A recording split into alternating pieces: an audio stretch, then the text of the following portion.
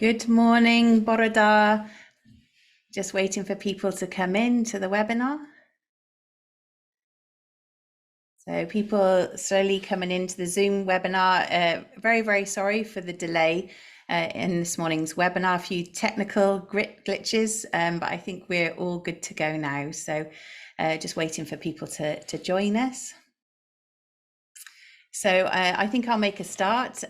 Good morning, Boroda, Croesio, welcome. My name's Claire Morgan and I'm Director for Carers Wales. We're absolutely delighted to be hosting this webinar this morning on social enterprise for unpaid carers. So just to let you know, there's no chat function on the webinar, but there is a question and answer button, Q&A button. So if you'd like to submit any questions, that would be absolutely brilliant. And we'll either get to those today, depending on time, or if not, we'll follow up after today's event. We are recording today's webinar and it will be made live on our Carers Wales YouTube account following today's session. So a little bit about today's webinar. We're going to be doing an overview of cooperatives and social enterprise opportunities for unpaid carers. There'll be an overview of support available from Social Business Wales and an overview of support available from Social Firms Wales. And I'm really delighted to have San Leonard, who's Chief Executive of Social Firms Wales, and Joanne Bartlett, who is Social Business Consultant for Social Business Wales, who are joining me in presenting on today's webinar. So today's event is an opportunity to bring together those who are interested in the opportunities that cooperatives and social enterprises bring for unpaid carers. Today's event is about unpaid carers, so by which we mean anyone who provides support and care to one or more people because they are older, ill, vulnerable, or have a disability, or a physical or mental health difficulty, including struggles with substance misuse and addiction. So we know that there are already huge, great numbers of social enterprises across Wales and the UK who are collectively supporting carers and those they look after. So we would like to shine a light on those and see the number grow in Wales even more. We believe there's a fantastic opportunity here to support carers to work collectively to drive forward and establish exciting new enterprises that meet their needs and improve their well-being. And we are so delighted that all of you have chosen to be part of the webinar today. So by way of introduction, I'm just going to do a bit of an overview of what the opportunities are and what co-ops and social enterprises are. I'll then hand over to Joanne from Social Business Wales and San from Social Firms Wales. So why consider cooperative working and social enterprise for carers? Through the research that Carers Wales undertakes every year with unpaid carers through our State of Caring survey, last year that we found unpaid carers are massively struggling following the impact of the pandemic. We know that through the pandemic, many unpaid carers took on additional responsibilities, and in many cases, the health and well-being of the people they look after struggled as a result of services closing or reducing significantly. So, and also the census showed an increase in the intensity of caring, and that was more prominent in Wales than any other UK nation. So a significant impact on everyday life for unpaid carers. And these are just a few of the statistics that we found in our State of Caring survey. So 72% extremely worried about how they're managing their monthly costs, 36% had poor mental health, 40% didn't know what services were available, 57% concerned that services will reduce, and 42% hadn't had a break in 12 months, which is obviously hugely significant to their well-being. So at a time when we know that carers are facing unprecedented challenges in undertaking their day-to-day care and responsibility, we also know that local authorities and other statutory bodies are seeing a significant and unprecedented demand in support, and that they are trying to manage this on extremely limited budgets. We also know that unpaid carers are often best placed to say what support they and the person they need, needs, but then again doesn't always fit with what is available to them in their local community. So by working together, we believe there's a fantastic opportunity to identify solutions which will be empowering for unpaid carers. Whilst whilst cooperative working and social enterprise might not be the answer for all the challenges, the examples from the UK and indeed across the whole of the world show that by empowering unpaid carers to work together, you can find really powerful and exciting solutions to help meet needs and improve lives. And we're really delighted that that's something that was recognised by Welsh Government through their Social Services and Wellbeing Act in 2014, where they laid out legal responsibilities on local authorities across Wales to promote cooperative working and social enterprise for service users and carers. So just a little bit about cooperative working. I think it's helpful just to talk a little bit about the different types of cooperative working and appreciate that there's a sort of a spectrum of the way this can happen in local communities. And so here I've put together this diagram which shows that there can be purely philanthropic work through community groups and charities. And then the other end of that scale would be purely commercial for-profit business. And social enterprise, cooperative working, cooperatives can be along that spectrum between purely philanthropic and commercial. And I'm going to say a little bit about that now in terms of some of the models. So cooperatives and cooperative arrangements could be an organisation or a group of people working autonomously and on a voluntary basis to meet common economic, social and cultural needs and aspirations. In some circumstances, they're made up of workers, customers, residents, obviously carers, and they can start very, very informally as a group of people coming together to meet shared needs and aspirations. I'm really pleased that a couple of our speakers today are going to be talking in a bit more detail about some examples of how this is already happening in Wales. In terms of cooperative working, it can include all types of business and they work in all sectors. There are communities that come together to take over maybe a much loved community space, like a community garden. And then many of you will have heard of housing cooperatives, health and care cooperatives, and food cooperatives, just as examples. In terms of social enterprises, they tend to be more of a business with primarily social aims, with profits reinvested back into the service or into the community in which it serves. They can emerge as a business from a group which didn't necessarily start out to create a business, but just to support and listen to each other about a particular issue that they may all be facing. And from there, maybe the group may have worked on seeing how improvements could be made and how solutions could be found, and they established a social enterprise as a result. Again, they come in all sorts of shapes and sizes, from community cafes to larger organisations. And as we've said here, they often start with a person or a group with a particular passion or sense of purpose who understand the problem or issue personally and want to take action on that issue. So as I said, the Social Services and Wellbeing Act 2014 outlines some legal duties on local authorities around social enterprise. So as you can see here, Part 2, Section 16 of the Act placed a duty on local authorities to promote social enterprises and cooperatives to deliver care and support, and in particular preventative services. And the principles of the Act put carers and those they care for at the centre of their own care and support. And should say, really delighted that there are so many local authorities in attendance on the webinar today. It's brilliant that you want to be part of this conversation today in moving things forward. So As a result of our interest at Carers Wales in obviously supporting unpaid carers across Wales, a couple of years ago now, we worked with Compass, previously the Wales Cooperative Centre, to put together a social enterprise guide for carers thinking about setting up a community co-op or social enterprise.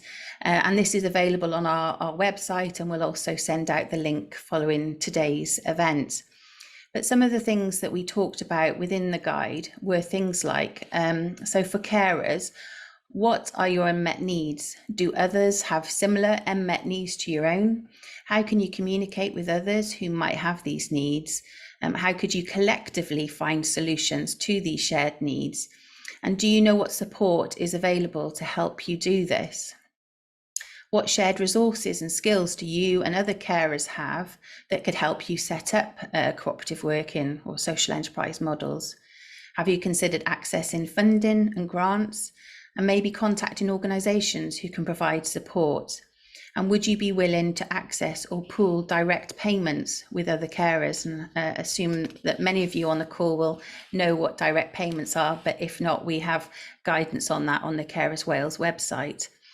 And then by asking these questions within the guide, we provided some answers to some of these questions and where unpaid carers can go for additional help and support. We recognise that unpaid carers are often very time poor, and so it's really critical to be able to come together with others and share the responsibilities of perhaps looking to set something up. There are organisations available to help, and we're really delighted to have two of those organisations with us today on the webinar. And we also know that many previous carers are also really keen to utilise their skills and the time that they have available to support carers to do this. So that is a very quick introduction for the webinar today. Here are our contact details at Carers Wales if you're interested in making contact with us.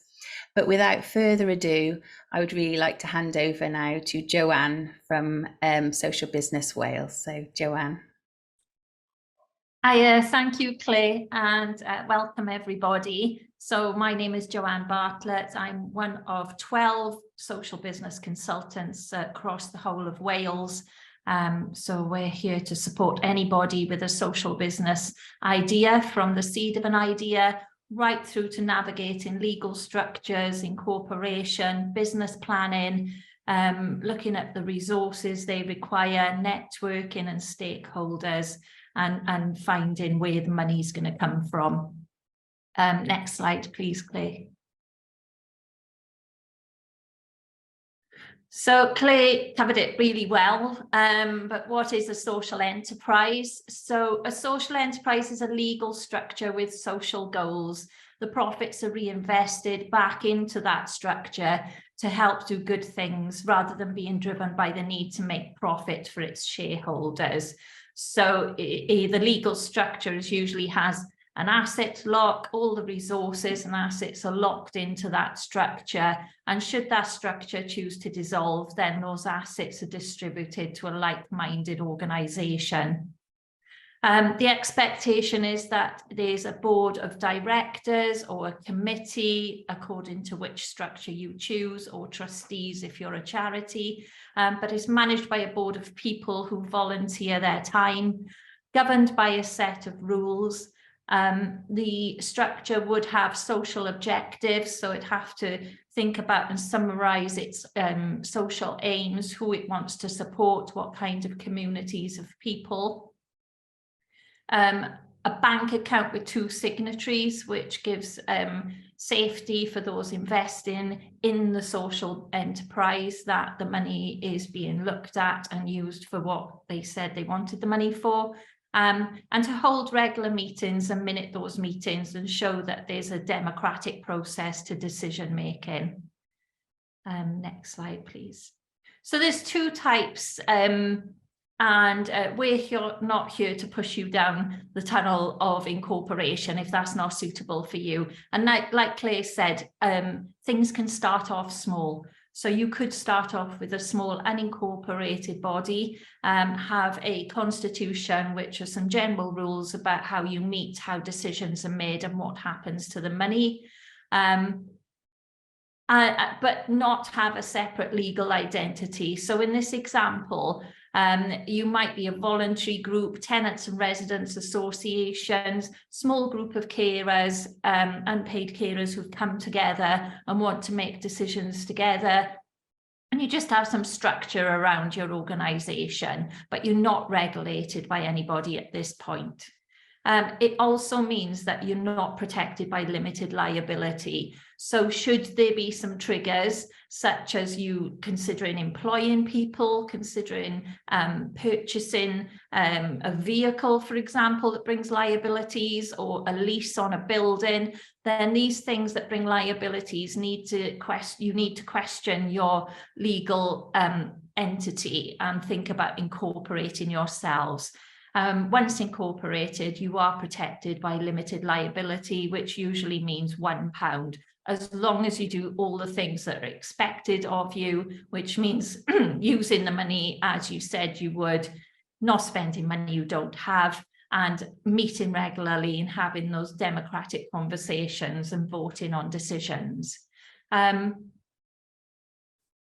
So there's various types of legal structures. Like I said, there's the unincorporated organisation, but once you think about incorporation, the usual models are a company limited by guarantee, a community interest company, which is quite popular now with funders, and it says what it does on the tin, is in the interest of the company. You can become a charitable company, so a company limited by guarantee can go for charitable status. It does mean that you're regulated by both Charities Commission and Companies House, or you can go down the route of charitable incorporated organisation and be regulated by Charities Commission. Our team are here to support you through what all this means, so don't worry too much if you know, it all sounds a bit legal and frightening. But we will do some jargon busting and help you through those decisions. Next slide. So what are the benefits? So the benefits are that donors are more willing to buy from or donate to a social enterprise. So they feel that they're contributing to the welfare of others in the local community. Local businesses could sponsor you, they could donate money, they could donate staff time to helping you achieve your aims and goals. And they would be more interested if you have some sort of governance structure. A social enterprise can benefit society. You can employ staff if you were incorporated. You could employ people who traditionally found it hard to get into the labour market, so people with disabilities, ex-offenders, long-term unemployed. And additionally, some customers may place more value on the ethical stance of an organisation and prefer to buy from that organisation, knowing that those profits are channeled back into the environmental sustainability and community development and going back into the social objectives of the business, basically. So the money is reinvested. There's no one making profit at the top. So what I always say is, as a board of directors, you are volunteering your time, you are giving up valuable time to make this work. As you get better at it, as it goes on, as time moves on, there will be less time expected of you to manage this enterprise or this organisation. But you won't be entitled to any of the profits. All the profit would go back into the business. Next slide, please. So the benefits, what are the benefits? So the benefits are member participation. So what it means is every legal structure I've mentioned, and the unincorporated structure included, means that you can have a membership. So there's not just the committee or the board of directors making decisions, but it does mean that you can involve everybody. So have a membership, have general meetings with your members, talk to them about the plans, help them make plans, so help them drive the direction of the enterprise. What can we do? What matters to them? Sharing costs and pooling resources. So looking at when you bring a group of unpaid carers together, you could think about buying in some cover, buying in some care, going away together, organising trips together, sharing the costs of things, pooling direct payments. So if you have direct payments and that money can be used for you to do activities, are there other people interested in going to that gig or going to that football match? Are there other people that you could hire a minibus with and you can all go together? You could share the cost. You could share the cost of maybe 1 or 2 carers if that's what's required, and pool the resources, pool the money, and do better things together, and organise things together. So the other benefits are that you can, as a incorporated organisation, or sometimes unincorporated, you can apply for public sector grants.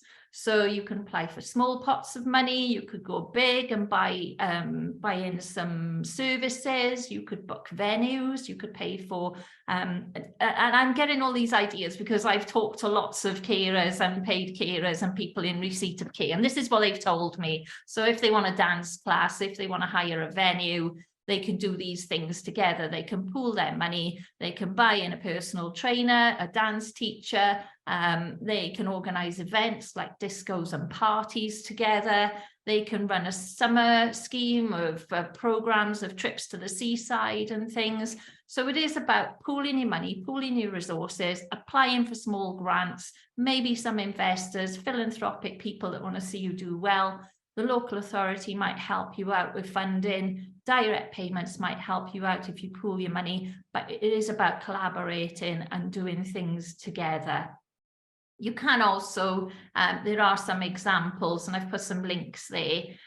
So Beacon's Creative make and sell candles, so you could sell products as a social enterprise to raise funds to do better things. You can sell services, so that, you know, it's looking at the skills and the knowledge and the experiences of the people involved and identifying what you want to do and how you can make money. Next slide, please. Right then, so this is a charitable incorporated organisation called Catch Together. They're based in Cardiff, and they've been incorporated now since 2017.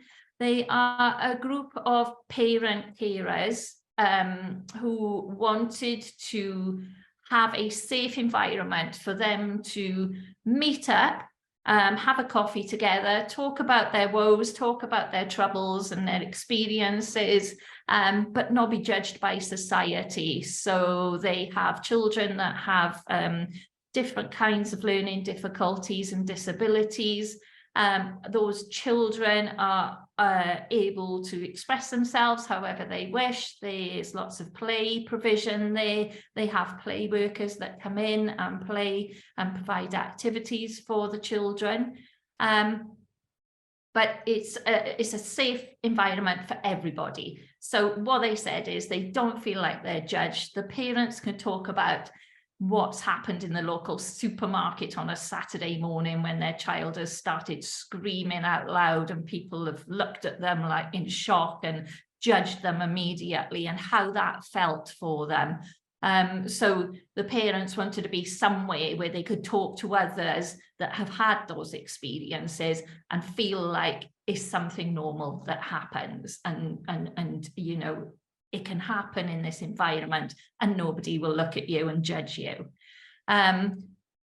They are now in their 6th year. They've got lots of help from voluntary sector organisations. The council, the local authority, has helped them out. They're going from strength to strength, really. I think there's some more information on the next slide. There's some photographs of them.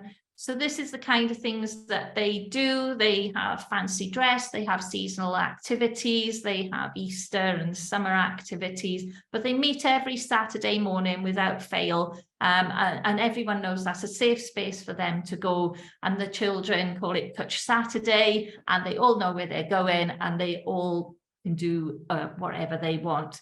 The activities are driven by the children and the parents, so they meet regularly. They have a membership. The annual membership fee is £12, and parents contribute towards activities and events as well, often subsidised by grants, but sometimes they have to raise the funds in other ways. Next slide, please. My second example is Friends United Together. So this is a group of adults with learning difficulties based in Swansea. And I was meeting with them prior to lockdown. They wanted to buy the care that mattered to them. There were some changes in tendering going on in the local authority, and they decided that they wanted to make their own decision on who provided their care. They also wanted to do fun things. They wanted to receive direct payments, which they weren't in receipt of at the time. And they wanted to organise parties, summer trips to the seaside, and they wanted to involve everybody and have a membership. So I worked with them. We developed some easy read materials to help them to understand what a constitution is, what rules are, roles and responsibility. I designed some floor games, so they learned the roles and responsibilities of each director and treasurer and what they had to do to manage this enterprise. They had the support of their then provider of care, and that provider was open to the idea that they might lose the contract, and they were happy with that decision because they wanted the best for this group of people. So they wanted this group of people to make the decision for themselves. So this group are now an incorporated organisation. They are a company limited by guarantee. They understand their roles and responsibilities, and they will tell you why they're set up and what they do. They have sat in a room of, I think there were about 15 social workers and local authority officers, and I've sat right out the way and allowed them to describe what they're doing, why they're doing it, and who they are. They have a membership so people can join. They've got a membership handbook, which is done in easy read materials for people to understand their purpose. And yeah, they are busy organising things for the summer.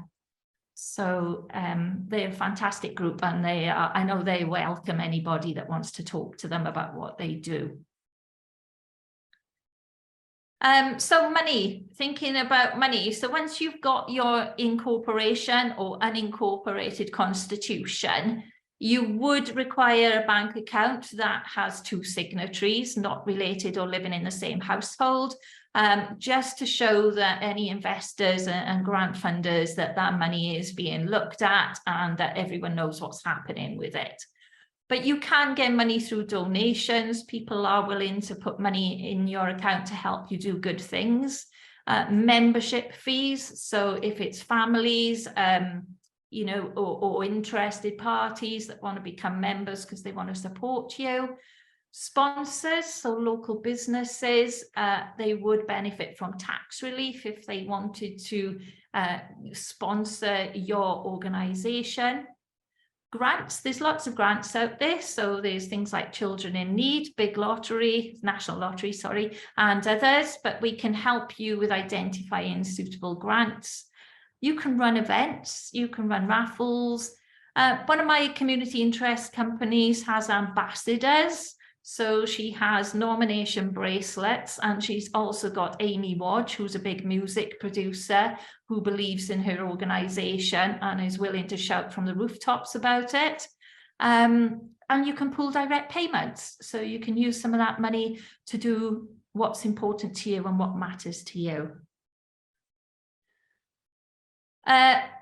Again, Claire, I'm sure this is going to be repeated throughout the morning, but the Social Services and Wellbeing Act is all about voice and control, prevention and early intervention, well-being and co-production. So the examples I've given have done exactly that. The people have taken control, the parents have taken control, the adults with learning difficulties have taken control, and they've looked at what matters to them that increases their well-being. They've wanted to do things that are important to them that are not always provided by other services.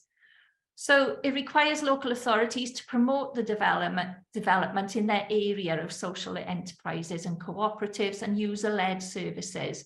So We're here to support you. Local authorities are here to support you. We can help local authorities understand the process and what it all means, and hopefully collaborate with other organisations to make this happen. Next slide, please. So a little bit about our team. We're just moving into our SBW phase 2 program, which is starting now in April. We're really proud to say it's a consortium of organisations. We will be working with the Development Trust Association of Wales, Social Firms Wales, Unlimited, and the WCVA. If you pool all those resources together, we're going to give an awesome service to everybody. There's lots of knowledge, lots of skills, lots of expertise. So there's always going to be somebody in the team that can help you out. We will give you a dedicated advisor. We are looking at the skills and resources within the team. I'm qualified in social care. I've also got quite a bit of experience, and I'm qualified I'm a qualified youth worker as well. We've had some easy read documents produced, and we're still working on more.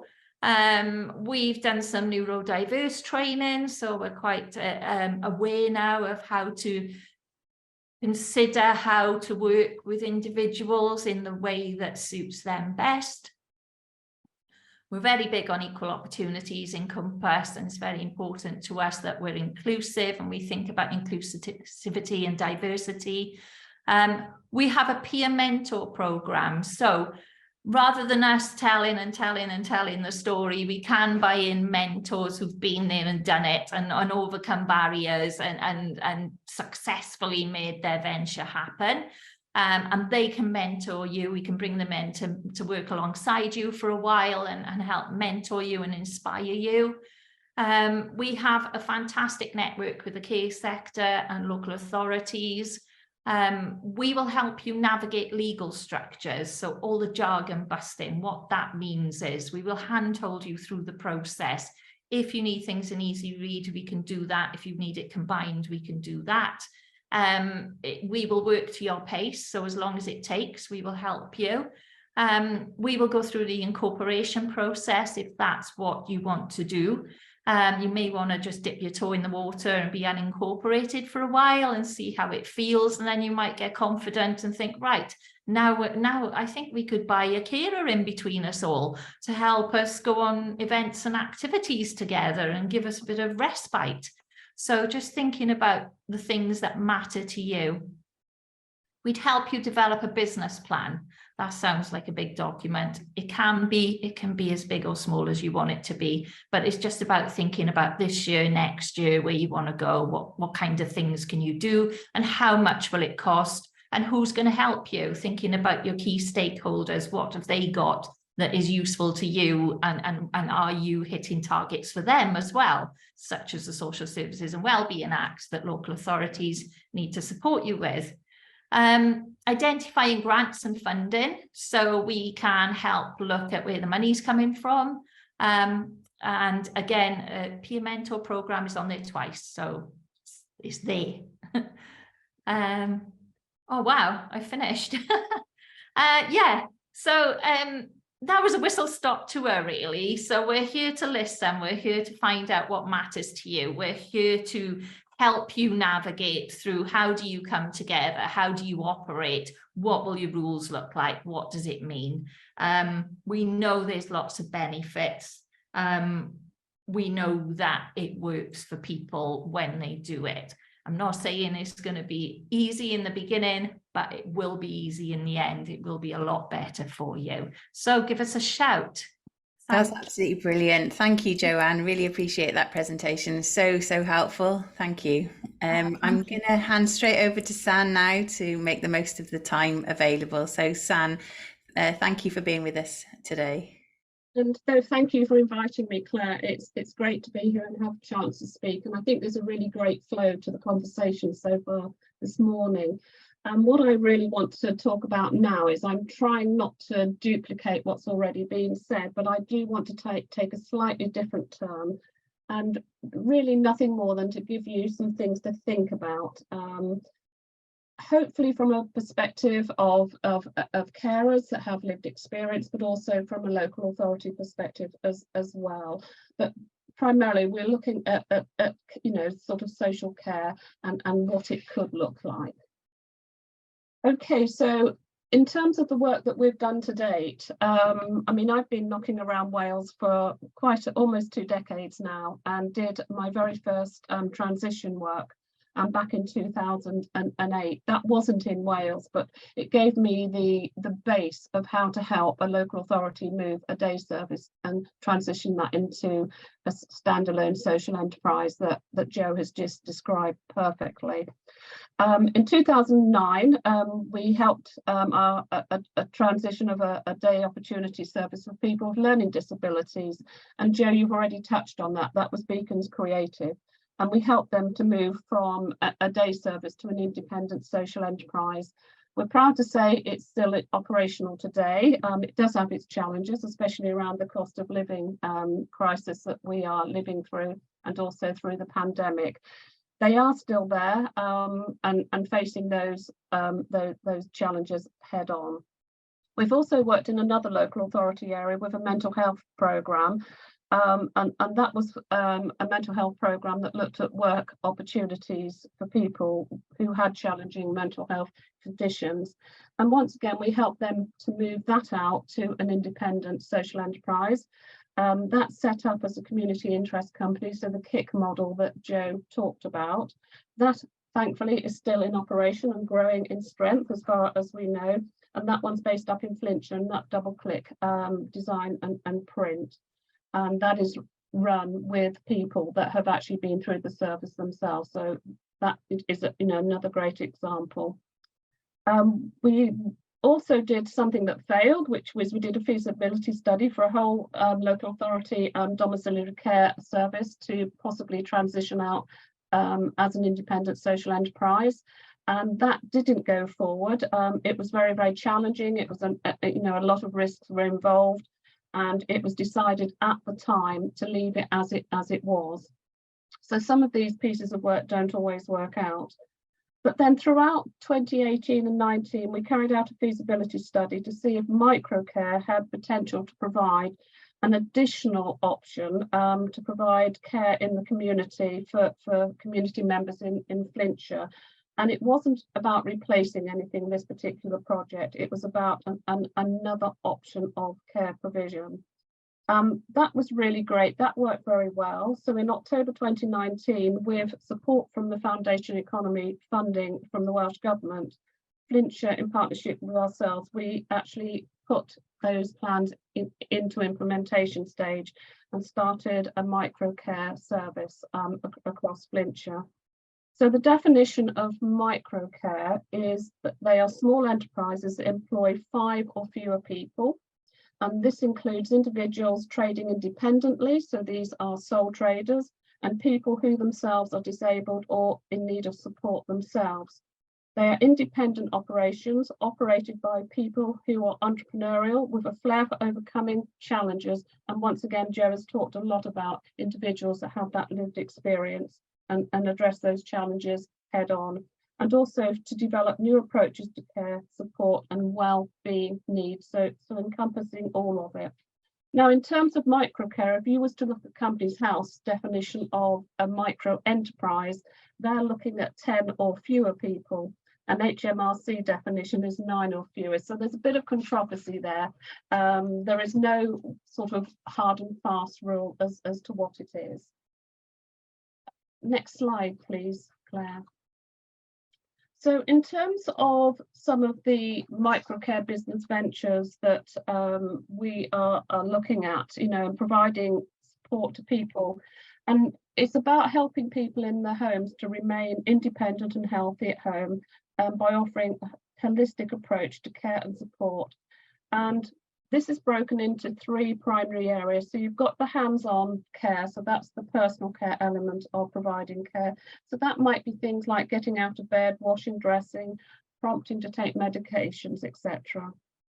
And then, of course, you've got your support services. So this might be things like helping people to cook a meal, helping with housekeeping, maybe to go out shopping so that an individual can go out and shop and choose their own purchases, support to go to doctor's appointments, or just simply out and about in the community. Some of the micro carers that I speak with, they do a lot of that type of work with people, and it enables somebody that's living at home to actually go out and maybe have a coffee, have cake out, just to have experiences that help you to stay focused and also sort of feel good about yourself and lead a very full, inclusive life. Some of the other microcare services that we are looking at or have set up is a pet care service that, and they visit hospitals and care homes, etc. And then the third category we're looking at is the wellbeing services. So this is about providing things like therapeutic services. So it might be yoga, exercise. We have one micro carer who's set up as with her dog as a therapist, using dog as the means of therapy. There are walking groups, etc. So once again, very much touching on what Jo has talked about, and sort of getting people together. So when we have spoken with the micro carers that we've worked with, we very much looked at what they're good at. And some of them have come very much from a lived experience. So a lot of the micro carers that have registered as a micro carer in Flintshire have actually provided care to a family member or a friend themselves. And that is really great because you've got something good to base it on. Others have come through care agencies. They have worked with much larger care agencies. There's an individual that worked in retail, and also there were people that were unemployed, but all of those actually looked at how they could use care as a career going forward. Self-employment is a big question. You have to ask, is it right for you? A lot of people are very used to being employed. And what does it mean to be self-employed, to be a sole trader? Even if you are self-employed and you were to set up a microcare business, it doesn't mean to say that you can't employ staff, and you don't necessarily have to incorporate. There are pros and cons with sort of both models, but you have to think about, employing staff, or are you just intending for it just to be yourself that you are providing the service to others for? And how do you go out and about finding your clients? Well, some people already have, especially if they've already worked in care or been a carer at home or for a relative or a friend, they often have those connections. So sometimes there's already some form of market opportunity there to find those clients. We also have the micro carers working with the local authority and working with people through their direct payments who wish to buy their own care, want to choose what it is that they purchase and how and when. So there's quite a good conversation to be had between a person who does want to provide care to others with the local authority.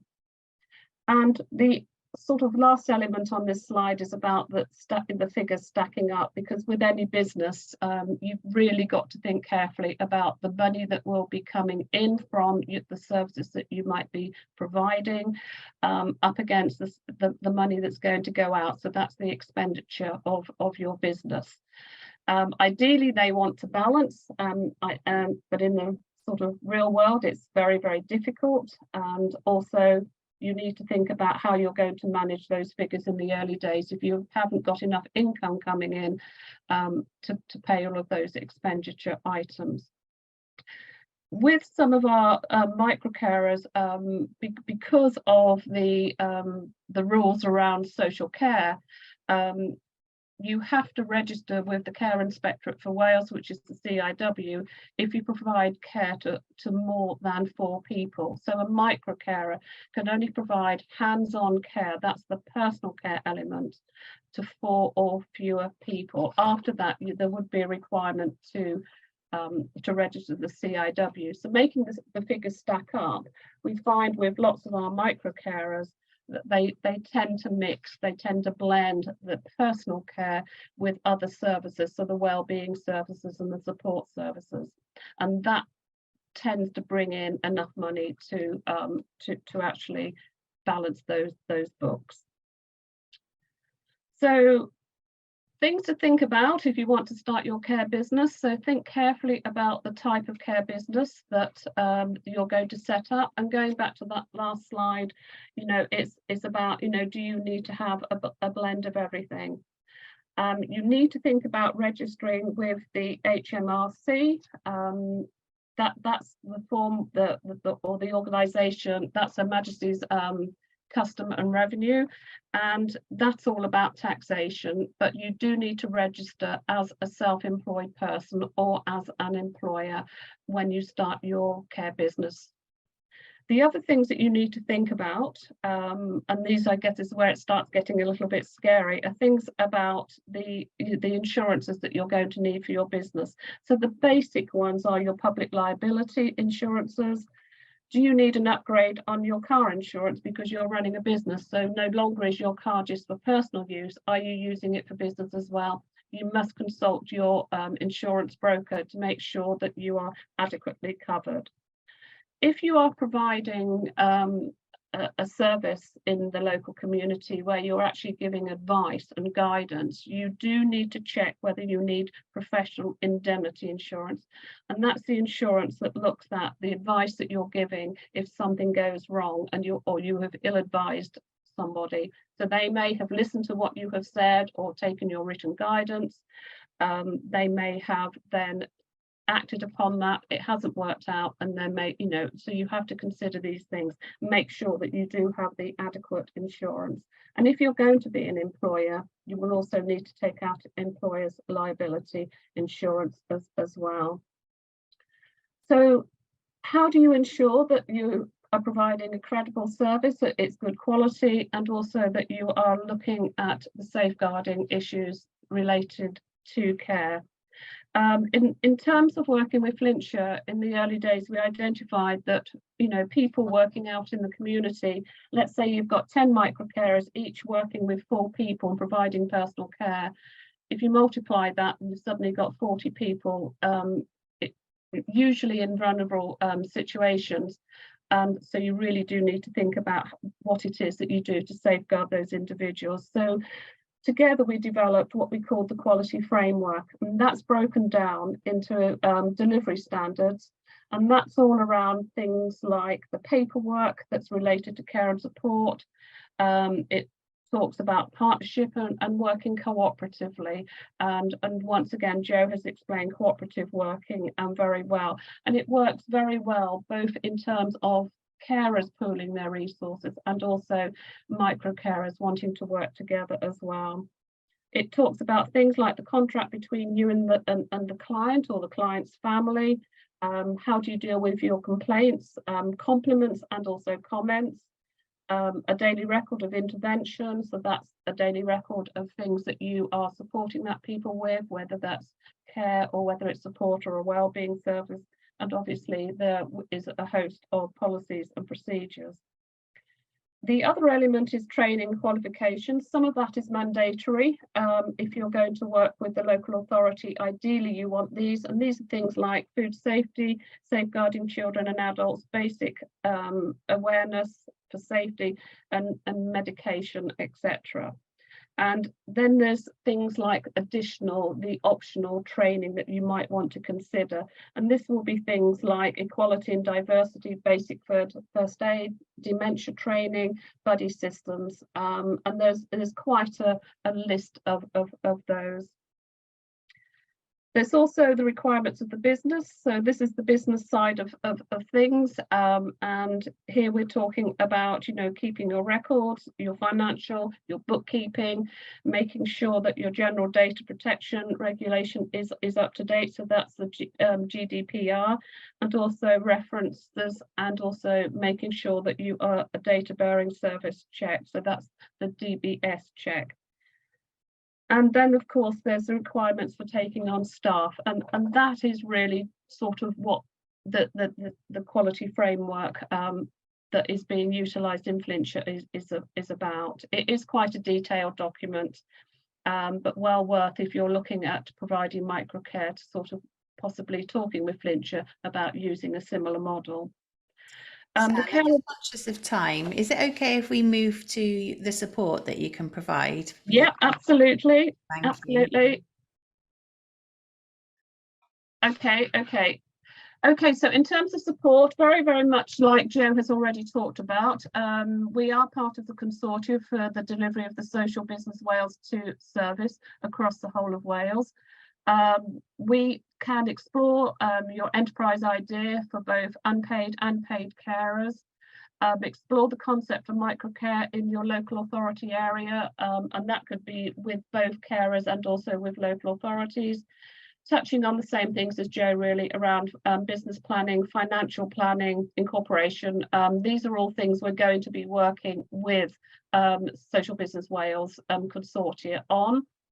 The additional things that we can offer, especially for people going down the self-employment route, is registering as self-employed with HMRC, registering as an employer with the same organisation, and self-assessment ready. So making sure that you're keeping all of the right records across the whole of the year, so that when that self-assessment, that's the end of the financial year, needs to be filled in, that you can actually, have all of that information to hand, and that makes that a much easier process.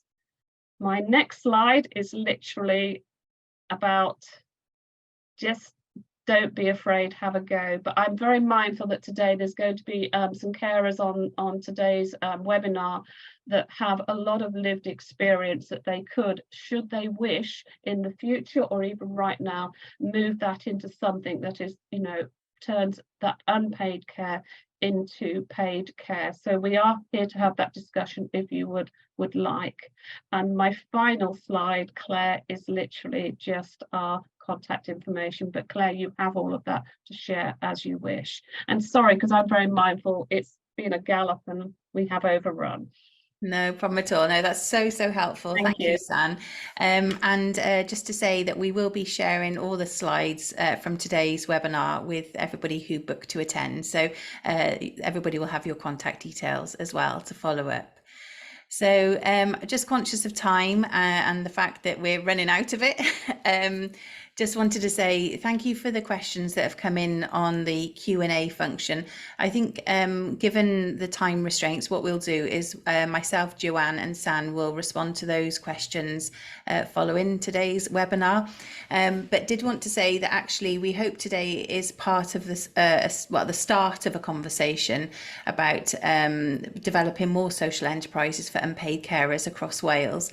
And I did have a chat with the guest speakers to say that we would like to do a follow-up session to this in the next couple of months, where it will be much more of a discussion forum rather than a webinar format. So we will send details of that to you all following today's webinar.